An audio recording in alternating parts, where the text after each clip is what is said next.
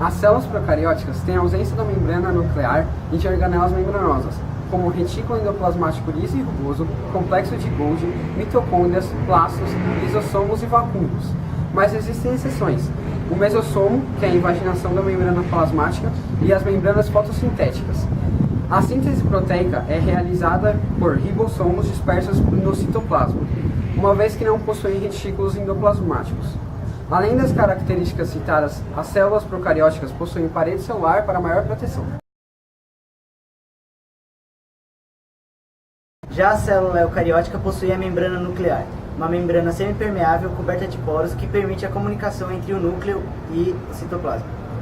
Além da membrana nuclear, as células eucarióticas possuem também organelas membranosas, que permitem um metabolismo mais complexo.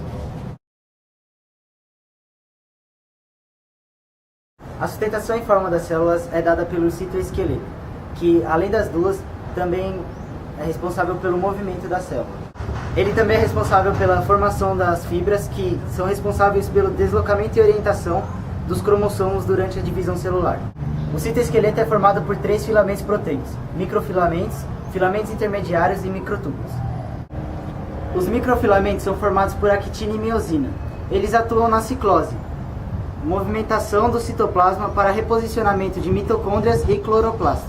Os filamentos intermediários são formados por queratina e atuam para dar sustentação e resistência.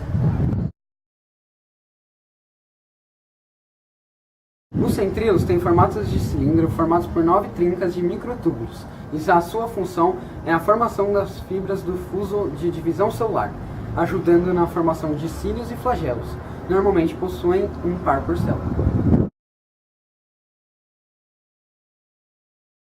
Os cílios são curtos e podem ser relacionados à locomoção e à remoção de impurezas, como, por exemplo, filtrar as impurezas do ar formando muco.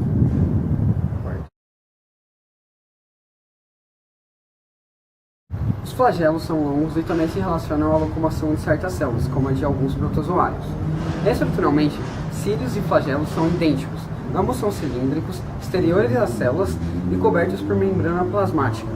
Internamente, cada um é constituído por um conjunto de 9 pares de microtúbulos circundando um par de microtúbulos centrais. É a estrutura chamada 9+2.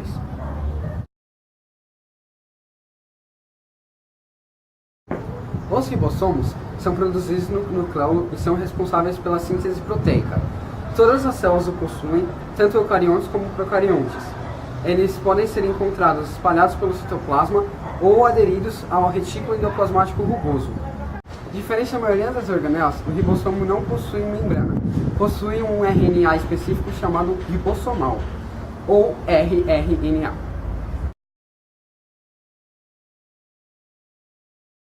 As proteínas migram por dentro do retículo endoplasmático rugoso até serem lançadas em vesículas com destino ao complexo de Golgi. Proteínas produzidas em associação com o retículo endoplasmático rugoso são principalmente as destinadas a serem integradas com as membranas plasmáticas. O retículo endoplasmático liso também está ligado à desintoxicação do organismo. É a atuação dele nas células hepáticas que elimina parte do álcool, medicamentos e outras substâncias que podem ser maléficas à saúde. As mitocôndrias estão presentes na maioria dos seres eucariontes. Elas ficam imersas no citosol. Essas mitocôndrias são formadas por 2 membranas lipoproteicas, sendo uma externa e lisa e a outra interna que possui inúmeras pregas. Essas pregas são chamadas cristais mitocondriais. O número desses cristais é definido de acordo com a necessidade de ATP para a formação do metabolismo. O complexo de Golgi é formado por uma bicamada lipídica e também por vesículas. Sua principal função é a excreção celular, que ocorre da seguinte maneira. O retículo endoplasmático rugoso envia proteínas para o complexo de Golgi, que é empacotado em vesículas, e esta é mandada para fora da célula. É responsável também por sintetizar os polissacarídeos, formar os lisossomos que participam da digestão celular, formar o acrossomo e produz também a lamela média, que faz a parede celular na divisão celular. Os lisossomos são bolsas membranosas que possuem enzimas capazes de digerir substâncias orgânicas. Com origem no complexo de Golgi, estão presentes em quase todas as células eucariontes. São responsáveis pela digestão intracelular, que ocorre quando as bolsas formadas na pinocitose e na fagocitose se fundem ao lisossomo, formando uma bolsa maior, onde ocorrerá a digestão. Peroxossomos são vesículas que contêm enzimas que degradam peróxido, principalmente peróxido de hidrogênio, ou água oxigenada, produzido pela célula na degradação de gordura e proteína. Essas vesículas são produzidas por ribossomos livres no citosol. Acho que era isso. Os glioxossomos são vesículas que contêm enzimas. Sua principal função é converter lipídios em carboidratos para que a planta tenha mais energia disponível.